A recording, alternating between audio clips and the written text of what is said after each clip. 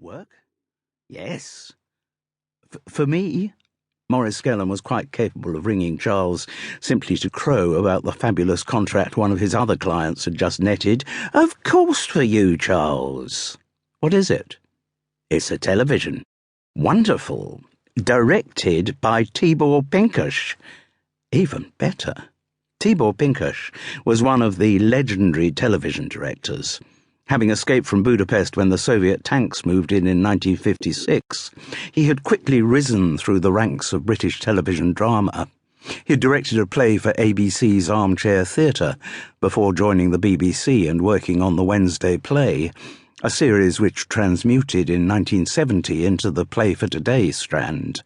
Tibor Pinkas had been at the top of his game at a time when the one-off play was one of the nation's glories, when it made headlines and prompted furious debate about the issues of the day. Charles had had a tiny part in one of Tibor Pinkas's productions in the early 1980s. He couldn't remember what the play was called, but it was one of the proudest entries on his CV. Unlike his performance as Sir Benjamin Backbite at the Bristol Old Vic, in this restoration comedy, Charles Paris himself looked in need of restoration. Western Daily Press. Charles was touched that someone of the stature of Tibor Pinkas should have remembered him, and surely there could be no other reason for this unexpected summons. He was also slightly surprised that the acclaimed director was still alive and working. But most of all, he was extremely cheered and encouraged. The demise of the one-off television play had been much lamented over the years. Its time slots had been taken over by endlessly recycling soaps and indistinguishable series set in hospitals, police stations, or forensic pathology labs, or, even worse, reality shows. Like most actors, Charles Paris had a deep-seated resentment of that form of entertainment. Pointing a camera at members of the public and waiting for them to make fools of themselves was not the highest form of art, but it was cheap, and television executives didn't care that such programs put out of work a lot of actors and writers who might actually have produced well-crafted drama. So the fact that a director of the stature of Tibor Pinkas was back in business might herald the return of the single television play. That would be really good news.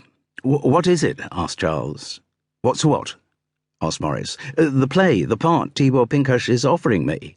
Oh, well, there isn't actually a script. This was even better news for Charles. One of Tibor Pinkas's great triumphs of the late 1960s, before Mike Leigh hijacked the form, had been a play called Nexus, built up by the actors through improvisation. It was still hailed as one of the landmarks of television drama. If he was going to feature in a new improvised play by Tibor Pinkas, then Charles Paris's acting career was about to take a very definite turn for the better. Disillusionment had started to set in when Maurice Skellern told him that he was only required for one day's filming near Newlands Corner in Surrey, and that he was required to be there the next day, which was Friday. Dreams of Charles Paris being part of a long-planned masterwork by the great Tibor Pinkas began to melt away. It was a 6 a.m. call for costume and makeup. The car arrived in Hereford Road at 4 a.m. to pick up a somewhat frail Charles Paris. The excitement of having some work, combined with nervous uncertainty about what the work was, had led him to hit the Bell's whiskey rather hard the night before. He had ended up slumped in front of the television, watching what was apparently some program about the Wars of the Roses. It was the style of historical documentary which had become popular over recent years, in which modern-day footage was intercut by ancient documents and images, together with a minimal amount of costumed reconstruction, to produce a half-hour program padded out to an hour, which would have worked better on the radio. The show was presented by a quite dishy woman with large breasts.